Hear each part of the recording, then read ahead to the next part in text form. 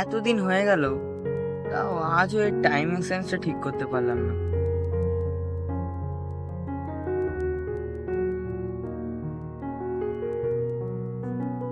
আমি অফিস থেকে তাড়াতাড়ি বেরিয়ে এলাম, কিন্তু তার আর কোনো পাত্তা নেই।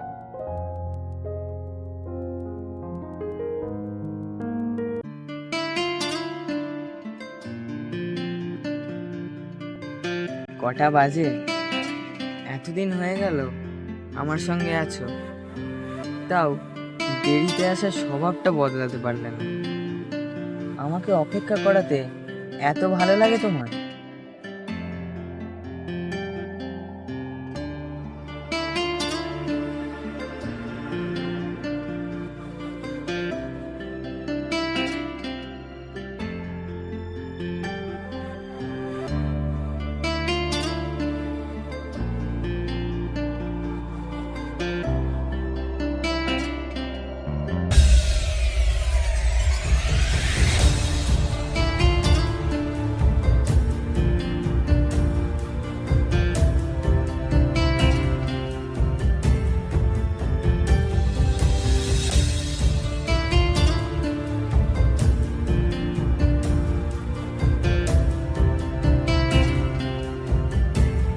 বছর আগের রং নাম্বার ডায়াল করে নিজেই নিজের বিপদ আষ্টে পৃষ্ঠে বেঁধে নিয়ে এসেছো। এখন আর আফসোস করে লাভ কি? আচ্ছা, তাহলে তুমি নিজেই স্বীকার করছো যে তুমি একটা জলজান্ত বিপদ। আচ্ছা, আমি বিপদ? তাহলে আর বিপদের সাথে থেকে লাভ কি? তুমি থাকো, আমি আসছি।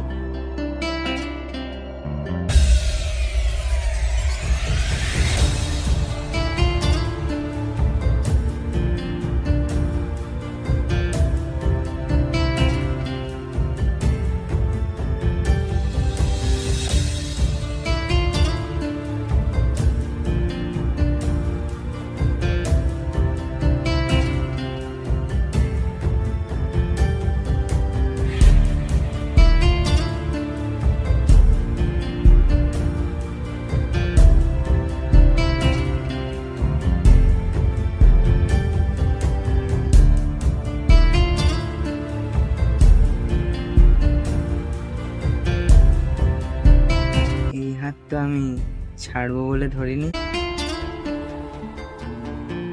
মনে আছে আজকের তারিখটা? ঠিক 2 বছর আগে এই দিনটাতে কি হয়েছিল?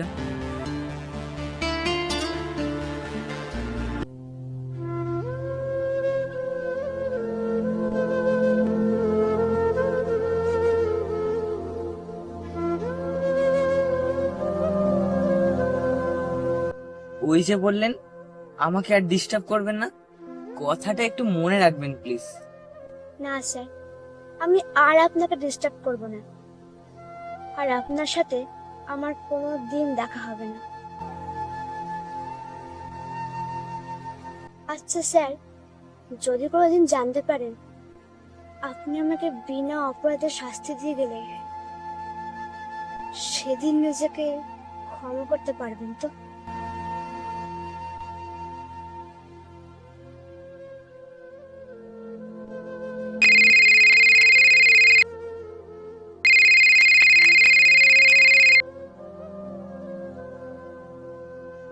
হ্যাঁ অরূপ, বল।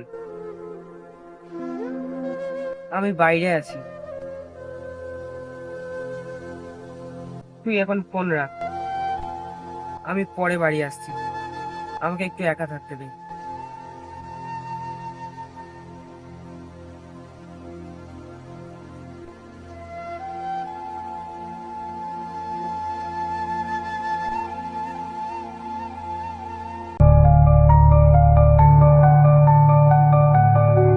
এটা তো উনি মনে হচ্ছে।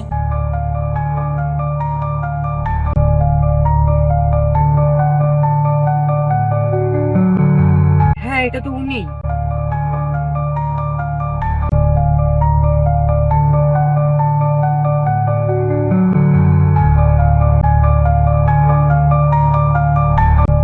চলুন ছাড়ুন আমাকে, ছাড়ুন। চলুন।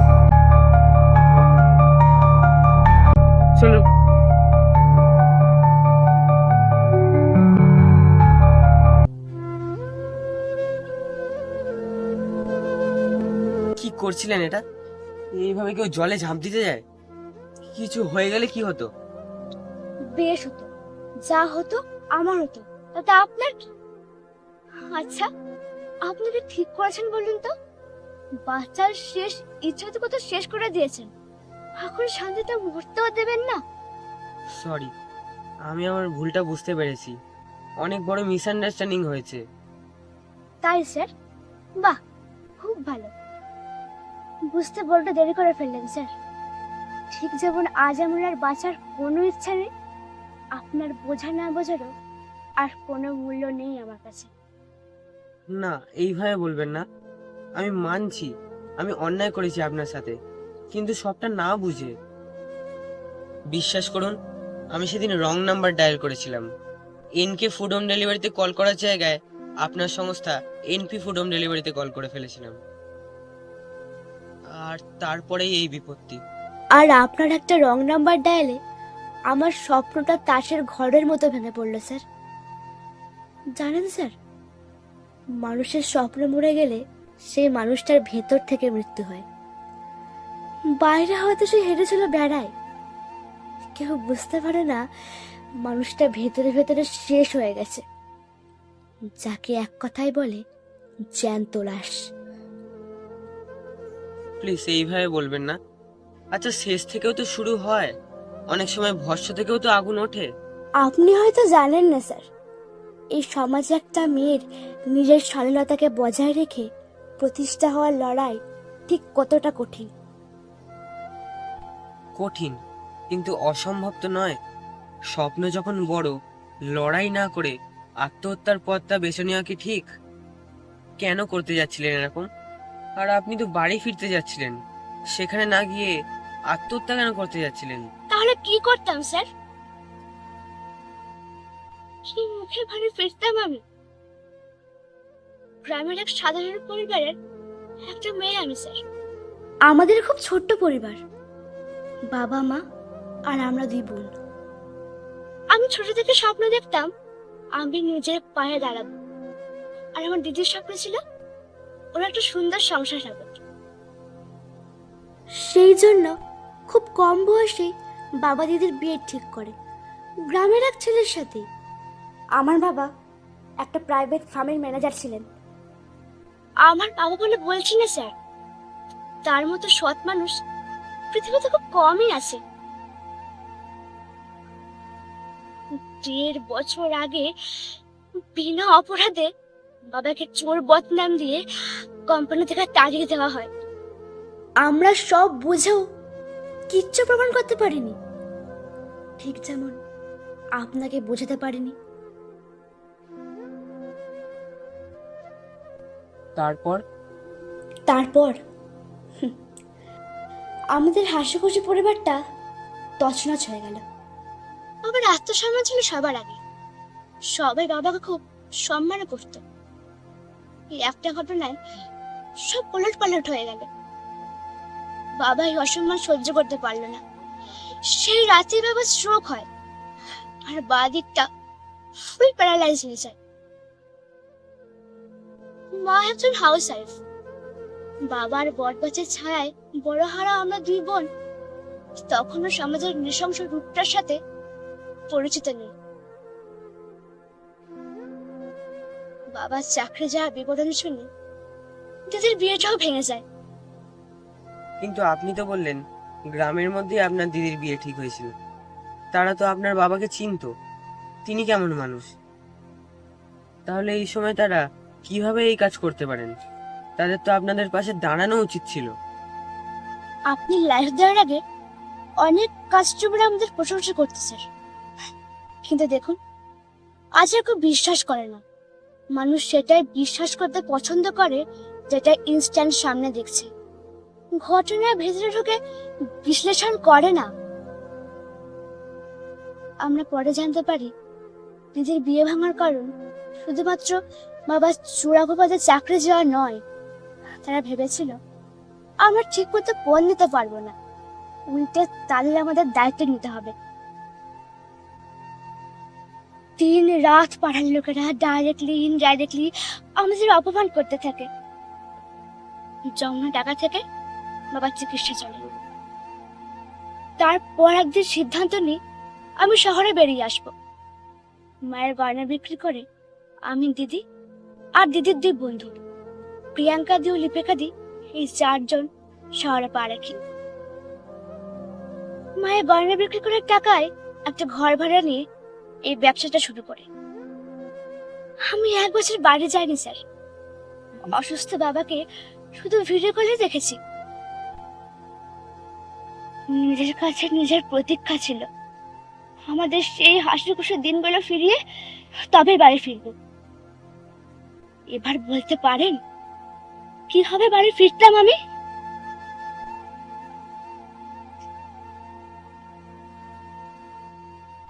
আজ আমি সরি বলে নিজেকে আর ছোট করতে চাই না।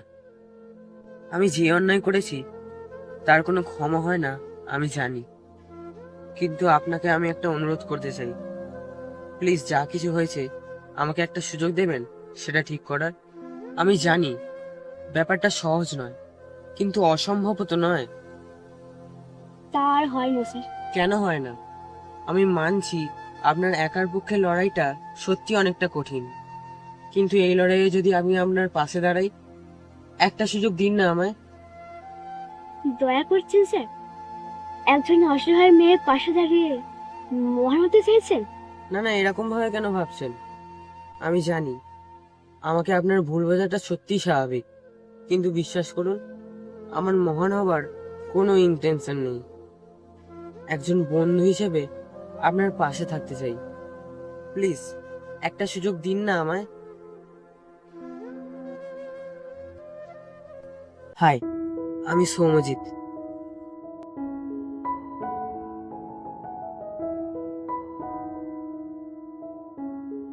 আমি মান্দা।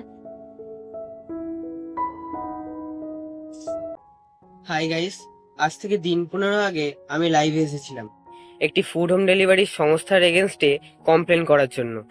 আজ আমি আবার লাইভে এসেছি সেই ব্যাপারেই আপনাদের কিছু ইনফরমেশন দেওয়ার জন্য। সেদিন যে ঘটনাটি ঘটেছিল সেটি সম্পূর্ণ একটা মিসআন্ডারস্ট্যান্ডিং এর ফল। সংস্থাটি অর্থাৎ এনপি ফুড হোম ডেলিভারি আমার বন্ধু অরূপের অসুস্থতার জন্য দায়ী নয়। আসলে সেদিন আমি এনকে ফুড হোম ডেলিভারিতে কল করতে গিয়ে আমি রং নাম্বার ডায়াল করেছিলাম। সেই নাম্বারটি আসলে এনপি ফুড হোম ডেলিভারির। সেই সময় কোইন্সিডেন্টলি আমার ফোন আসার কিছুক্ষণ আগে ওনাদের কাছে এক্সট্রা বাদাম পেস্ট যুক্ত খাবারের অর্ডার আসে। তাই আমি ফোন করেই বাদামের কথা বলতেই ওনারা মনে করেন আমি এক্সট্রা বাদাম পেস্ট যুক্ত খাবারের কথা বলছি। ওনারা জানতেনই না আমার বন্ধু অরূপের বাদামে অ্যালার্জি আছে। সংস্থাটি যথেষ্ট সিনসিয়ার এবং কাস্টমারের হাইজেন সম্পর্কে কেয়ারফুল একটি সংস্থা। একটি মিসআন্ডারস্ট্যান্ডিং এর কারণে সংস্থাটির অনেক বড় ক্ষতি হয়েছে। সংস্থাটি প্রায় বন্ধের মুখে। প্লিজ আপনারা সংস্থাটিকে সাপোর্ট করুন এবং আমি সংস্থাটির কাছে ক্ষমা চাইছি। And also I am very sorry to all of you guys. By.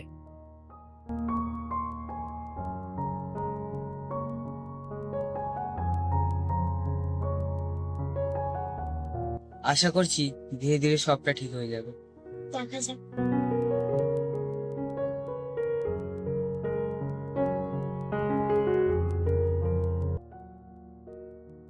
দিনের পর দিন কেটে যায় লড়াইটা জেতার বিশ্বাসে। একটু একটু করে আশার আলো ফোটে তোমার বন্ধুত্বের আশ্বাসে।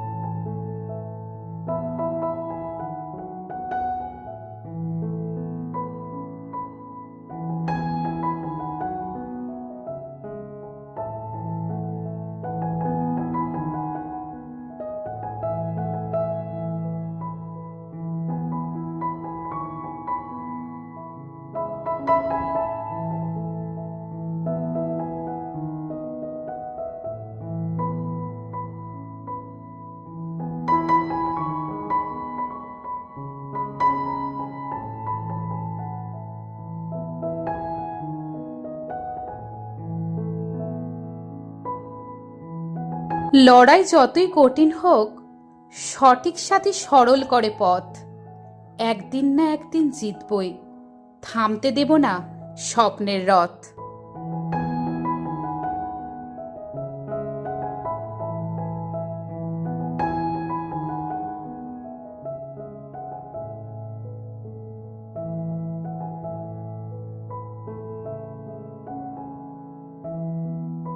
দাদা কত হলো? 50 টাকা হয়েছে।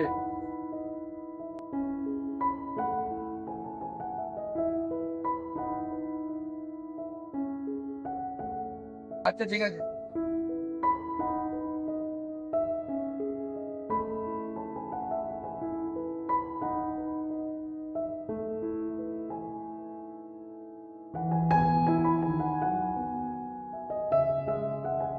ক্যালেন্ডারের পাতা হিসেব রাখে পেরোতে থাকা দিনগুলির। কঠিন সময়ে তোমার বন্ধুত্বের হাতে বেরঙিন স্বপ্নগুলো সন্ধান পায় রং তুলির।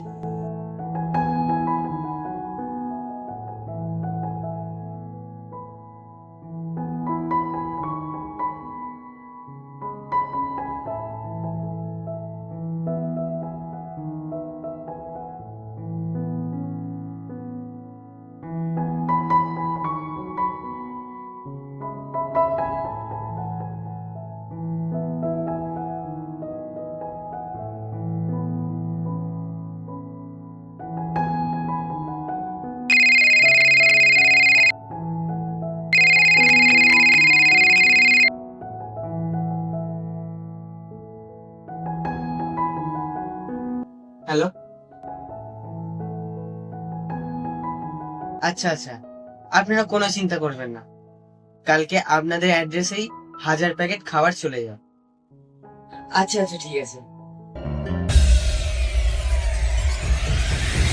আমরা সাকসেস।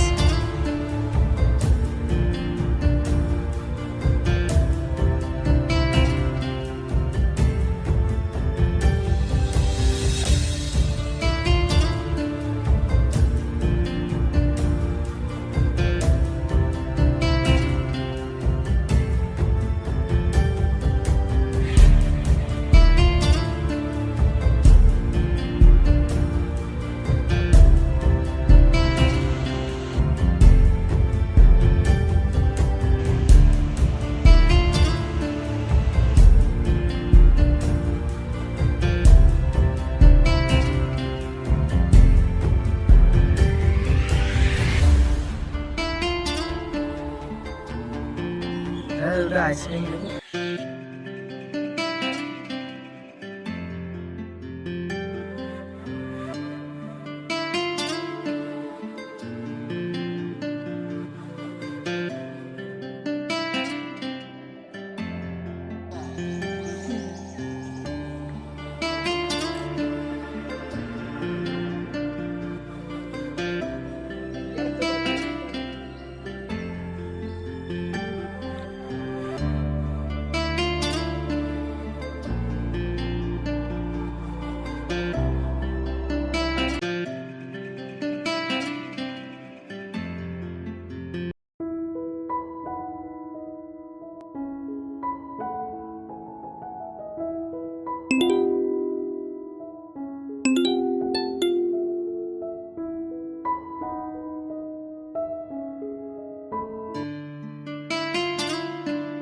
আজ গোধূলির সন্ধ্যায় তৈরি থেকো লাল শাড়িতে।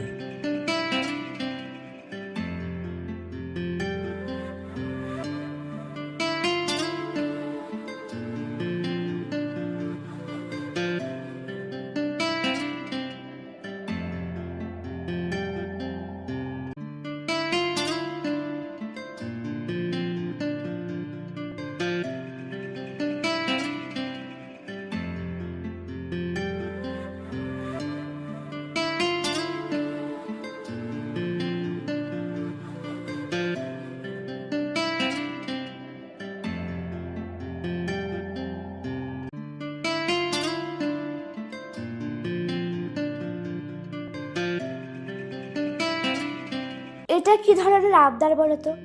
আমি পুরো রাস্তাটা চোখ বন্ধ করে যাব? এই তো কিছুক্ষণ, আর এসেই গেছি। আজকের দিনের প্রতিটা মুহূর্ত আমি স্পেশাল করে ফ্রেম বন্দি করতে চাই। তা বলে চোখ বেঁধে দিয়ে এই বললে তাড়াতাড়ি শাড়ি পরে রেডি হয়ে আসতে হলাম, এখন চোখ বন্ধ? একটু ভরসা রাখো। বিশ্বাস করতে পারছো না বুঝি আমাকে?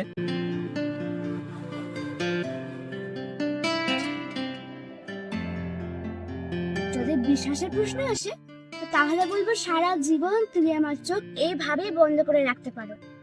তোমাকে অবিশ্বাস করে কোনো প্রশ্নই উঠছে না।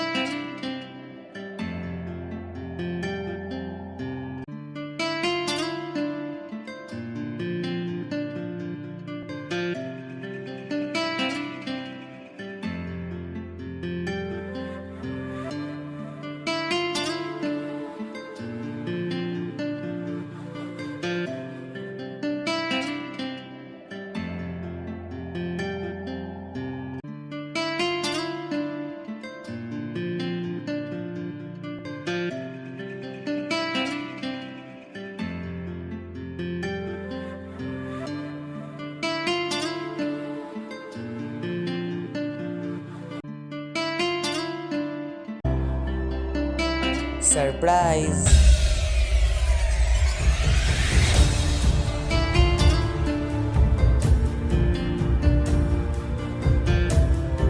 কি হলো? কোনো কথা বলছো না কেন? সবসময় তো কথা বলে বলে আমার কান মাথার দুটোরই কোনো অবশিষ্ট রাখো না। তাহলে আজ এত চুপচাপ কেন?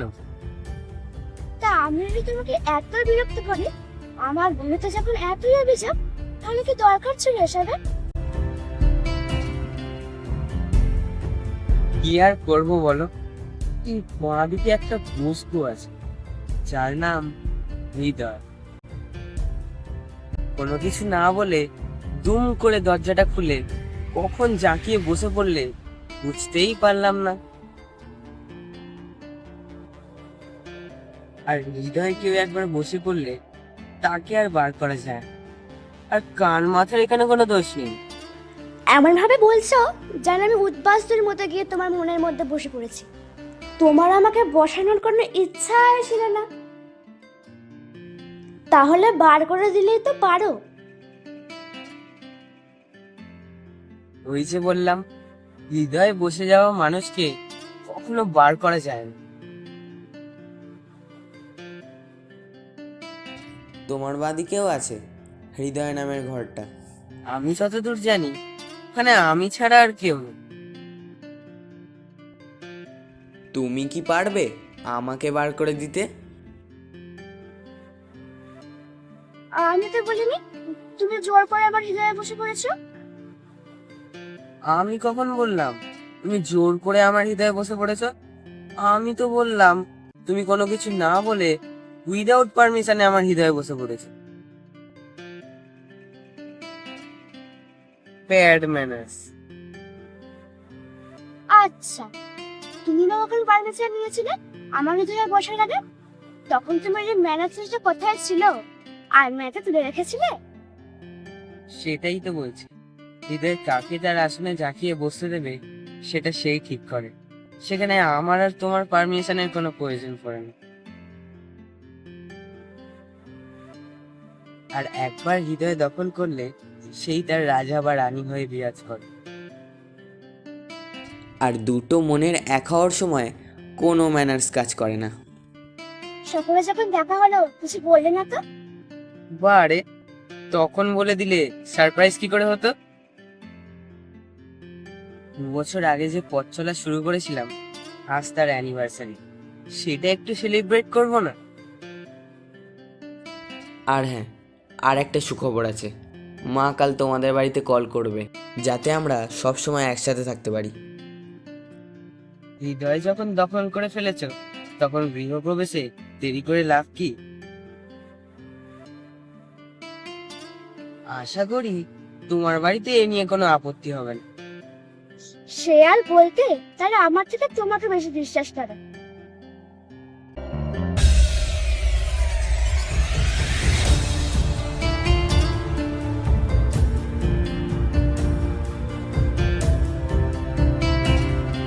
কাল বাড়ি থেকে যে আয়োজন শুরু হবে, সেই সূচনাটা আজ আমি এইখানে শুরু করে যাব।